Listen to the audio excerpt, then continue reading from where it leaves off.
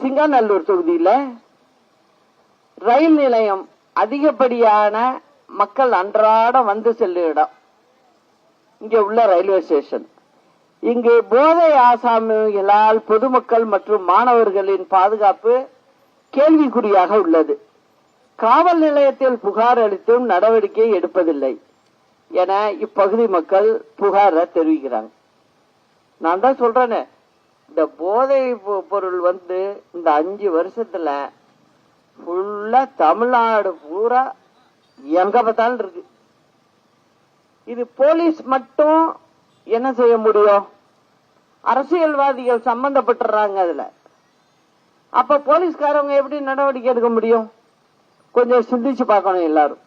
அதே போல சிங்காநல்லூர் பகுதியில் அரசு சார்பில் பல ஆண்டுகளுக்கு முன்பு கட்டப்பட்ட அரசு குடியிருப்புகள் தற்போது மிகவும் பழுதடைந்து மேற்கூரைகள் இடிந்துவிடும் நிலையில் இருப்பதால் குடியிருப்புகளை சரி செய்து அமைத்து தர கோரிக்கை. சிங்காநல்லூர் பேருந்து நிலையத்தை விரிவுபடுத்தி அதிக அளவில் பேருந்துகளை இயக்க வேண்டும் என மக்கள் கோரிக்கை. இங்கு போக்குவரத்து நெரிசல் அதிகம் உள்ளதால் மேம்பாலம் அமைத்து தர கோரிக்கை. இங்குள்ள பிரதான சாலைகள் குண்டும் குழியுமாக சாலையை சரி செய்து விரிவாக்கம் செய்ய கோரிக்கை. போன தேர்தல் அறிக்கையில வாக்குறுதி எண் 393 கோவையில் நவீன வசதிகள் கொண்ட புதிய புற நகரங்களை உருவாக்கி அங்கே அனைத்து கட்டமைப்பு வசதிகளும் செய்து தரப்படும் அப்படின்னு திமுக சொன்ன வாக்குறுதி இன்ன வரைக்கும் செய்து தரல. இதுதான் இந்த திமுகவுடைய லட்சணம். அவங்க ஒண்ணு நம்பி இருக்காங்க, இந்த டோக்கனை. இன்னொருத்தங்க நம்பி இருக்கிறது ஃப்ரிட்ஜையும் 10,000 ரூபாய் பணத்தையும் நம்பி இருக்காங்க. இத கொடுத்துட்டா இந்த மக்கள்கிட்ட நம்ம வாக்க வாங்கிட்டு போயிடலான்னு.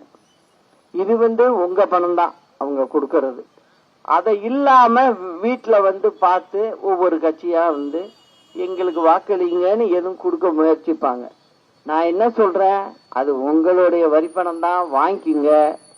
ஆனால் வாக்க மட்டும் அவங்களுக்கு செலுத்திடாதீங்க அப்படிங்கறத உங்கள்ட்ட எல்லாம் நான் அன்போட தெரிவிச்சுக்கிட்டு, சிங்காநல்லூர் சட்டமன்ற தொகுதி வேட்பாளராக திரு அப்பாதுரை அவர்களுக்கு தென்னந்தோப்பு சின்னத்தில் வாக்களித்து அவரை பெருவாரியான வாக்குகள் வித்தியாசத்தில் வெற்றி பெற செய்ய வேண்டும் என்று அன்போடு கேட்டுக்கொண்டு, நாளை நமதே, வெற்றி நமதே, அண்ணா நாமம் வாழ்க, புரட்சி தலைவர் நாமம் வாழ்க, புரட்சி தலைவி அம்மா நாமம் வாழ்க. நன்றி, வணக்கம்.